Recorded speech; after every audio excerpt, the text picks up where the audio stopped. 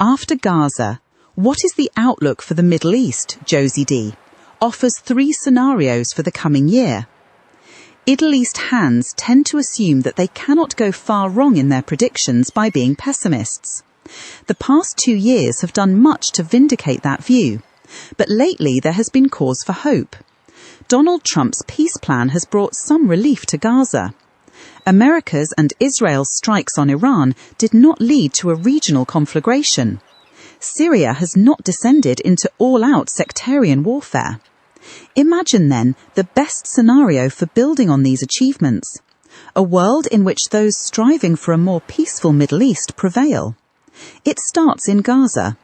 The shaky peace there holds, and Mr. Trump remains invested in his plan. Reassured by this, Arab and Muslim states commit peacekeeping troops and the International Stabilization Force is set up. The Islamists disarm because it is the only way to facilitate Gaza's reconstruction. Bankrolled by the Gulf states, rebuilding starts.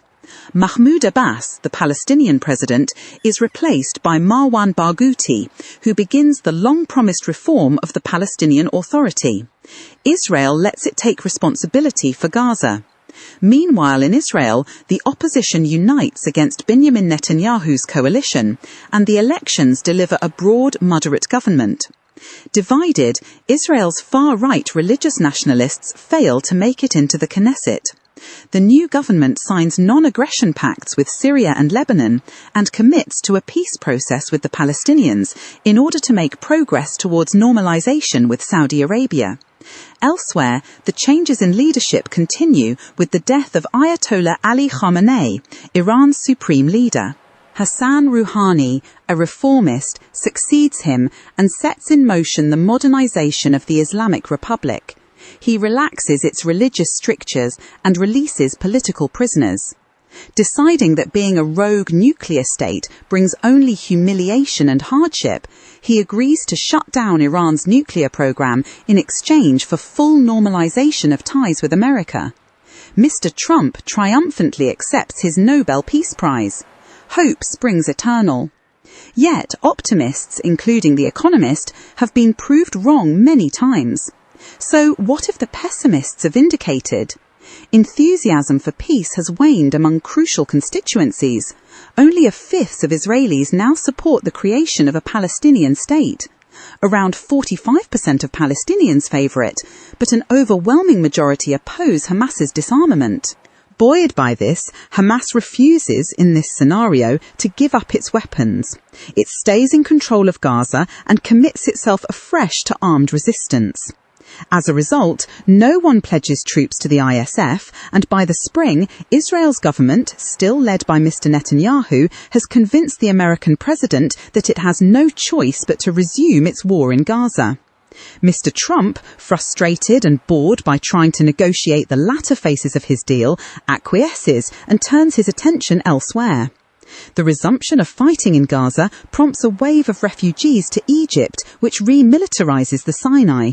Mr. Netanyahu takes advantage of Mr. Trump's distraction to launch a second round of strikes on Iran, which this time fires missiles at Bahrain and the United Arab Emirates in response.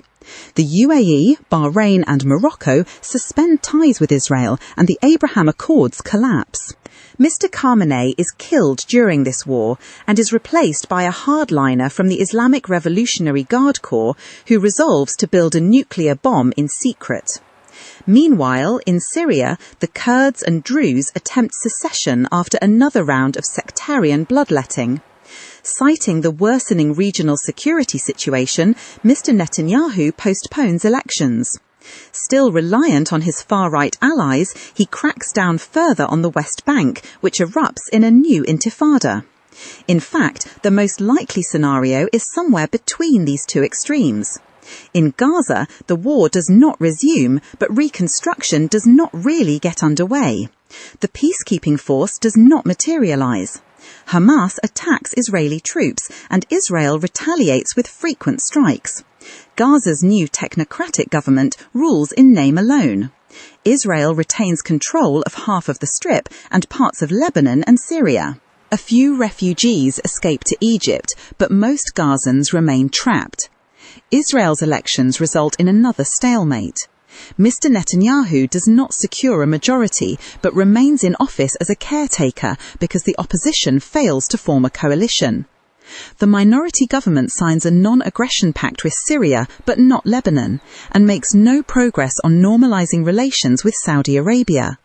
Mr. Irani oversees half-hearted nuclear talks with America, which go nowhere. Israel tries to persuade Mr. Trump to strike Iran again, hoping to topple the regime, but he refuses. Not everything will go right in 2026, that much is certain.